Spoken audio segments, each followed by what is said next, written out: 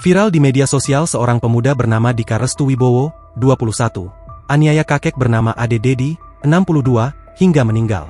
Kejadian ini terjadi di halaman parkir Alfamart Bundaran Cibiru, Jalan A.H. Nasution, Kecamatan Panyeleukan, Kota Bandung, Jawa Barat, Selasa, 6 Januari 2026, dini hari. Dalam video yang beredar, Dika mengaku sebagai anggota saat Ade tak percaya dengan pernyataan Dika. "Saya juga anggota Bapak. Yang pegang Cibiru sampai sini om saya," ujarnya. Dika mengaku dalam kondisi mabuk lantaran minuman keras. Uang yang dibawanya kurang sehingga dia menelepon pamannya untuk mentransfer sejumlah uang. Dalam rilisnya, Kabid Humas Polda Jabar Kombes Pol Hendra Rochmawan mengatakan bahwa pihaknya telah menangkap pelaku. Korban bernama Ade Dedi itu diketahui bertugas sebagai petugas keamanan di wilayah tersebut. Ade dipukul hingga mengalami luka dan sempat tidak sadarkan diri sebelum akhirnya dilarikan ke RSUD Ujung Berung untuk mendapatkan perawatan medis.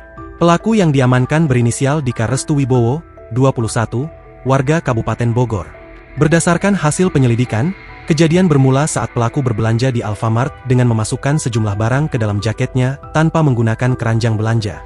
Aksi tersebut diketahui oleh karyawan minimarket yang kemudian melakukan pemeriksaan. Ujarnya, Minggu, 11 Januari 2026.